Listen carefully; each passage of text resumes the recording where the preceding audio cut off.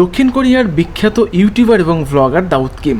আপনারা নিশ্চয় জানেন যে দাউদ কিম কিন্তু ইসলাম ধর্ম গ্রহণ করেছে এবং ইসলাম ধর্ম গ্রহণ করার পরে তিনি কিন্তু সবচেয়ে বেশি আলোচনায় আসেন এবং কিছুদিন আগে কিন্তু তিনি বাংলাদেশে ভ্রমণ এসেছিলেন এবং বাংলাদেশের মানুষের ভালোবাসা পেয়ে কিন্তু তিনি অত্যন্ত খুশি এবং তিনি তখনই জানিয়েছিলেন যে সময় পেলে তিনি আবারও বাংলাদেশে আসবেন। কিছুদিন আগের চলমান বৈষম্য বিরোধী আন্দোলনে দাউদ কিম কিন্তু ছাত্রদের পক্ষে কথা বলেছে।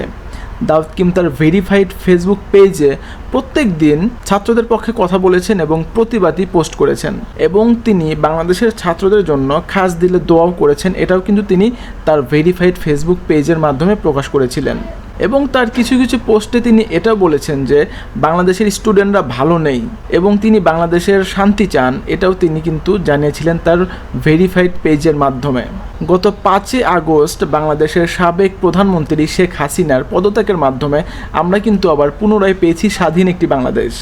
স্বাধীন এই বাংলাদেশ পাওয়াতে আমরা যেমন আনন্দিত, দাউদ কিমও তার আনন্দটা প্রকাশ করেছেন এবং তিনি একটি ভিডিওতে জানিয়েছেন যে তিনি খুব শীঘ্রই স্বাধীন বাংলাদেশে আসতে চান।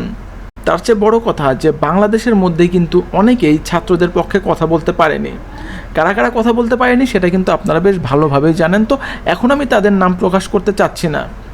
কিন্তু উত্তর কোরিয়াতে থেকেও দাউদ কিম বাংলাদেশের ছাত্রদের জন্য কথা বলেছেন এবং তিনি একটা ভিডিও বার্তাও প্রকাশ করেন যার টাইটেল ছিল আই সাপোর্ট স্টুডেন্টস।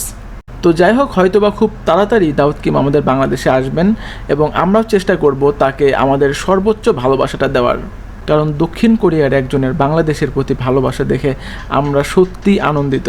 তো যাই হোক, আমাদের প্রিয় ভাই দাউদ কিমের প্রতি ভালোবাসা রেখে আজকের ভিডিও এখানে শেষ করছি। এতক্ষণ ধৈর্য ধরে আমার এই ভিডিওটা দেখার জন্য সবাইকে অসংখ্য ধন্যবাদ। দেখা হবে পরবর্তী ভিডিওতে, সেই পর্যন্ত সবাই অনেক ভালো থাকবেন। আজকের মতো আমি এখানেই বিদায় নিচ্ছি। খোদা হাফেজ।